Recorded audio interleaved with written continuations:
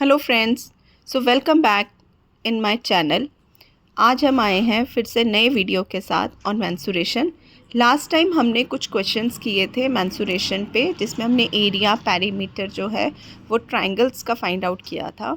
सो आज हम करेंगे area of quadrilateral, area of trapezium, area of rhombus और इसी से लिंक्ड कुछ क्वेश्चंस करेंगे। So let's start. देखिए, मैंने आपको एरिया ऑफ क्वाड्रिलेटरल आपको मैंने अपने शॉर्ट में इन सब के ऑलरेडी फार्मूलाज करवाए हैं। अब हम डिटेल में करेंगे। सो एरिया ऑफ क्वाड्रिलेटरल क्या होता है? सबसे पहले आप शेप देखिए कि क्वाड्रिलेटरल की ऐसी कोई भी शेप होती है, ठीक है। सो एरिया ऑफ क्वाड्रिलेटरल में होता क्या है? Basically half D H1 plus H2। सो इन क्वाड्रिलेटरल यानी 4 साइडेड फिगर में हमारे पास ये डायगोनल है AC और इसमें दो परपेंडिकुलर्स जिनको हमने नाम दिया है H1 और H2। तो अकॉर्डिंग टू द फॉर्मूला, मैंने आपको अभी बताया फॉर्मूला, हाफ इंटू डी यानी डायगोनल और दोनों हाइट्स यानी परपेंडिकुलर्स का sum, right. So this is the area of quadrilateral, right. So now area of trapezium, हमने ये फिगर ली है एरिया ऑफ ट्रेपीजियम। इसमें क्या होता है? बेसिकली ABCDE जैसे आप देख रहे हो, ठीक है। हम यहाँ से अगर E से एक परपेंडिकुलर ड्रॉ कर देते हैं C पे, आपको ये नज़र आ ही रहा होगा। तो परपेंडिकुलर का मतलब आप सबको पता ही होगा कि 90 डिग्री एंगल बनता है, ठीक है। तो हमने AB को ले लिया H हाइट, ठीक है, और ये जो BC है that is the A length यानी इसकी A है, वैसे ही CD की C ली है और पूरी BD की B ली है। बेसिकली क्या होता है इस फॉर्मूला के अकॉर्डिंग, एरिया ऑफ जो ट्रेपीजियम है उसमें क्या होता है? Height into sum of parallel sides divided by 2। अब आप यहाँ ध्यान से देखो कि अगर BC A है, ऑफ कोर्स AE भी किसके बराबर होगा? A ही होगा, राइट। तो सम ऑफ पैरेलल साइड्स क्या हुई? एक पैरेलल इसकी साइड हुई A और ऑपोजिट अगर फुल साइड देखूँ BD, वो क्या हुई? B, right.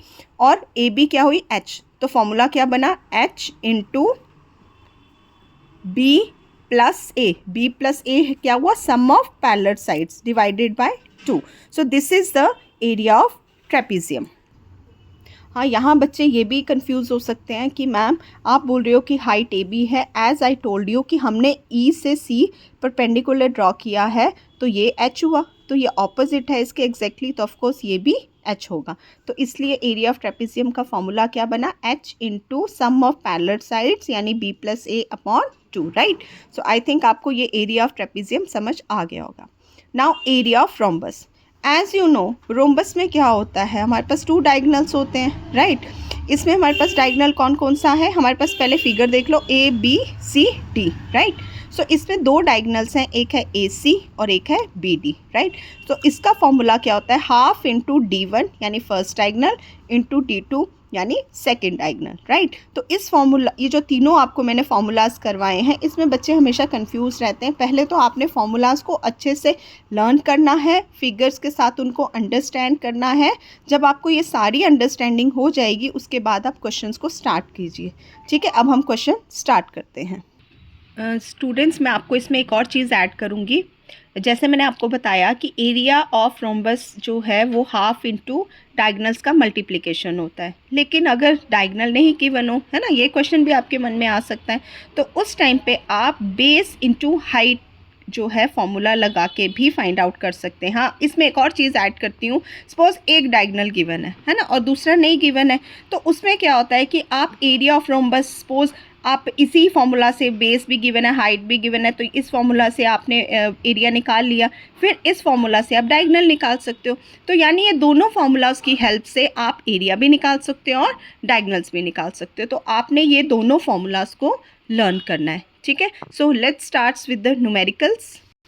So we have first question, find the area of quadrilateral PQRS। अब आप ध्यान से देखिए यहाँ पे हमें क्या गिवन है। अगर आप फिगर को ध्यान से, 4 साइडेड फिगर है, इसमें आपने देखा QS क्या है? Diagonal, right. अब P से एक परपेंडिकुलर ड्रॉ किया गया ऑन साइड QS एंड यहाँ R से एक परपेंडिकुलर ड्रॉ किया अगेन ऑन साइड QS। ये जो आपकी QS है इसकी कितनी लेंथ दी है? 5.5 सेंटीमीटर। और ये जो P, हम इसको कोई भी नाम दे दो, PE दे देते हैं, ये जो परपेंडिकुलर पी ही है इसकी आपको हाइट दी गई है 1.5 सेंटीमीटर एंड क्यू एफ, इसको एफ नाम दे देती हूँ, क्यू एफ दी है आपको, सॉरी आर एफ दी है आपको 2.5 centimetre, right. So as I told you the formula that area of quadrilateral, क्या फॉर्मूला बताया था मैंने आपको, हाफ इंटू डी यानी diagonal into h1 plus h2, right. So अब आप मुझे बताइए इसमें हमारे पास डायगनल की कितनी लेंथ है, 5.5 सेंटीमीटर, राइट, और h1 कितना है 1.5 प्लस 2.5, राइट। सो अब हम इसको सॉल्व करते हैं, 5 इंटू, अब इन दोनों को जब हम ऐड करेंगे ये कितना हो गया 4, राइट। सो यहाँ से आप देखिए 2 2 ज़ा 4, सो 5.5 मल्टीप्लाई बाय 2। एक चीज़ मैं यहाँ पे ऐड करूँगी, आप जब भी कैलकुलेशन करते हैं बेटा स्टेप बाय स्टेप कैलकुलेशन किया करो, क्योंकि जैसे मैंने यहाँ पे 2 को 4 से कट किया, बच्चे यहीं पे कई बार मल्टीप्लाई करके लिख देते हैं डायरेक्ट आंसर, उसमें क्या होता है आप लोग कंफ्यूज होते हैं और एग्जामिनर इस चीज़ को चेक भी करता है। सो आप इसको प्रॉपर एक एक स्टेप करके किया करो। सो यहाँ पे आप मल्टीप्लाई करिए तो आंसर क्या आएगा, 2 5 ज़ा 10, मैं आपको प्रॉपर करती हूँ, 1 2 5 ज़ा 10 11, it means 11 centimetre square is your answer, right. So इस ढंग से हमने क्या फाइंड आउट किया, एरिया ऑफ क्वाड्रिलेटरल। देखो कितना इजी है, बिकॉज फार्मूला लर्न था तो हमने बहुत इजी तरीके से कर लिया। Now next question. So now the question is on trapezium. The area of a trapezium shaped field is 480 meter square. यानी हमें एरिया ट्रेपेजियम का गिवन है, that is 480 metre square. The distance between two parallel sides is 15 metre, यानी ये जो दोनों parallel sides हैं इन दोनों के बीच का डिस्टेंस हमें कितना दिया है 15 मीटर, हम यहाँ लिख देते हैं। अगर ये 15 metre of course A B भी कितना होगा 15 मीटर, राइट। सो मैंने आपको लास्ट उसमें अभी बताया था फॉर्मूला कराते वक्त। And one of the parallel side is 20 metre, suppose इन दोनों में से कोई एक, तो हम इसको अगर कंसीडर कर लेते हैं कि this is 20 metre, right. So find the other parallel side, यानी ये वाली साइड हमें फाइंड आउट करनी है, let it be x, right.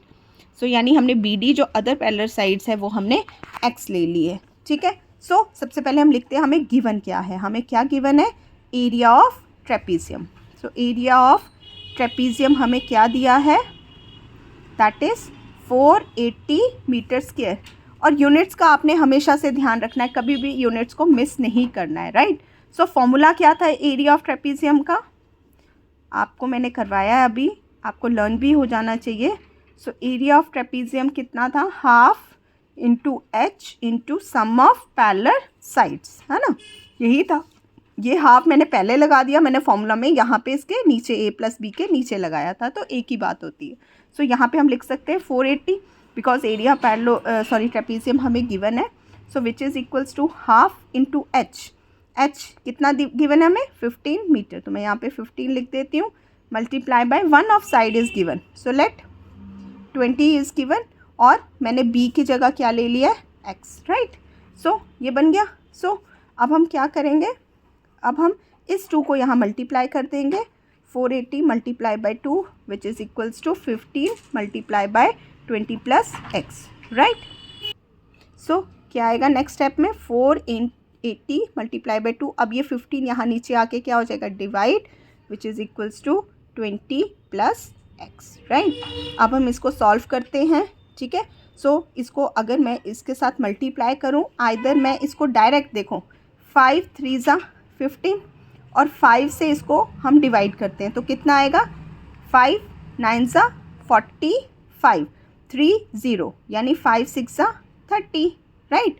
सो हमारे पास ये आ गया 96 multiply by 2 divided by 3 which is equals to 20 plus X. अब ध्यान से देखो, फिर से ये कट रहा है ना, क्या आएगा 3 3 ज़ा 9 3 2 ज़ा 6, राइट। सो ये क्या आ गया 32 multiply by 2 which is equals to 20 plus X. So 32 multiply by 2 कितना होता है 64 which is equals to 20 plus X. अब यहाँ से एक्स की वैल्यू क्या आएगी, ये यहाँ के माइनस हो जाएगा, 64 minus 20 which is equals to 44 metre. यानी जो अदर पैरेलल साइड थी हमारे पास, जो हमने x इमेजिन की थी, उसकी वैल्यू हमारे पास कितनी आ गई, 44 मीटर।